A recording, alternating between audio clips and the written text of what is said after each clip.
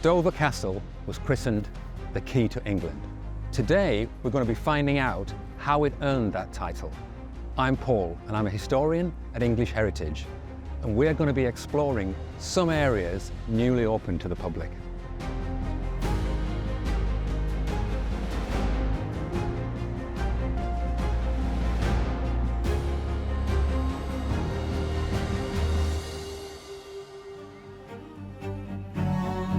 You may have heard of King John and Magna Carta and the barons that rebelled against him.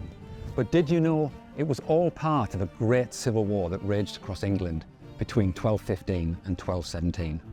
The rebels invited a French prince, Louis the Lion, and an army to England to help them.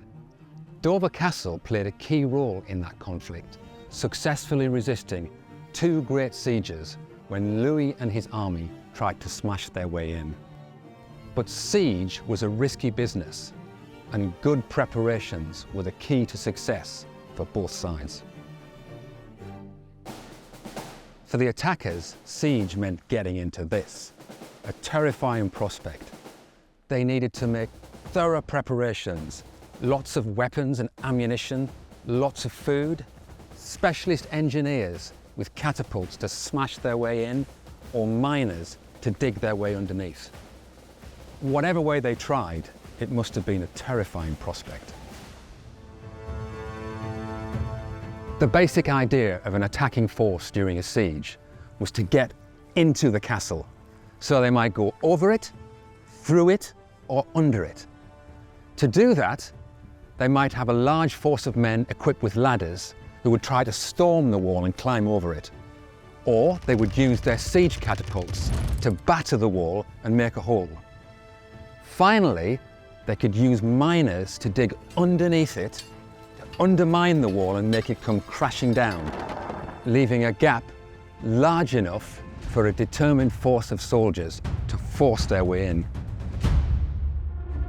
For the defenders of the castle, preparations meant a huge supply of food and ammunition. They would have to make it last a long time because sieges sometimes last months.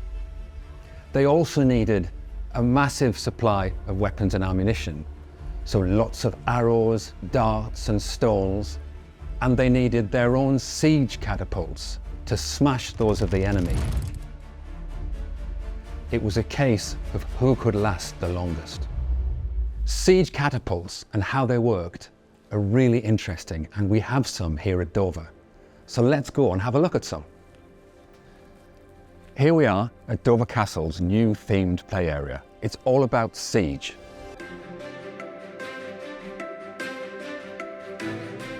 You've probably heard a little bit about catapults. Now, catapults were the engines that used to fire things at people, the artillery, before the invention of gunpowder weapons or cannon. They mainly fired large stones. Pretty nasty, you wouldn't want to be anywhere near them. The main aim was to actually fire stones over the castle wall to smash buildings and to kill people. But also, sometimes what they would do would target the base of the castle wall, repeatedly hitting the same spot so that eventually the wall would collapse and the enemy soldiers could storm into the castle. Behind me is a replica of a small siege engine called a Perrier. How did it work? Quite simple, really. It used people power.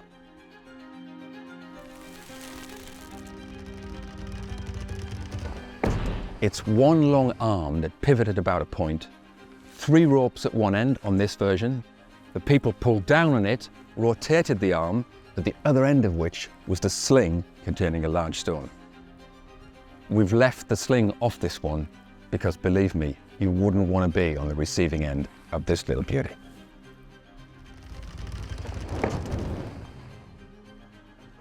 The Perrier had a big brother called a trebuchet. You might have heard of it. It substituted people power with a huge counterweight that did the work of firing.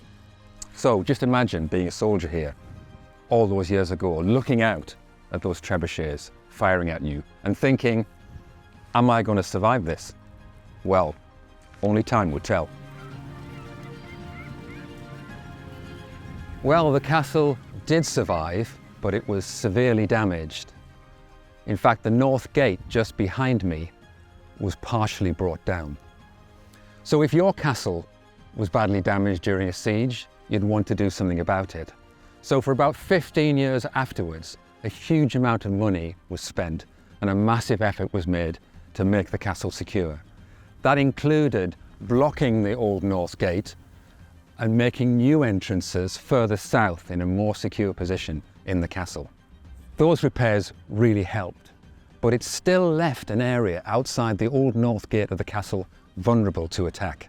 So the defenders repaired the barbican there, but it was reached not by a bridge as it had been, but by a tunnel.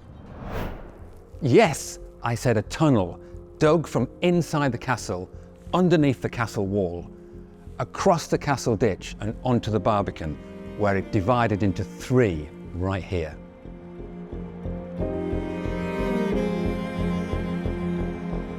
That tunnel survives today. I'm standing in it now, and you can too, walking in the footsteps of generations of soldiers here at Dover Castle.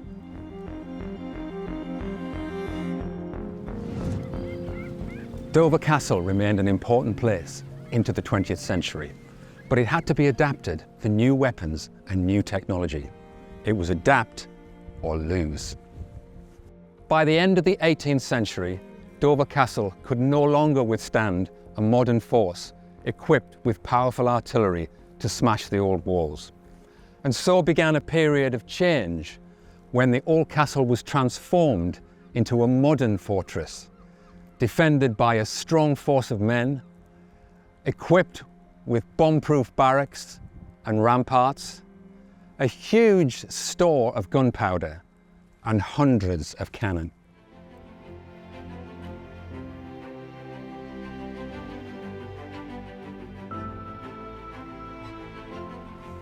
The medieval tunnel to the Barbican, renamed the Spur, was transformed by incorporating all sorts of tricks and traps, including remotely closing doors and falling doors so that the enemy could be trapped if they managed to break in.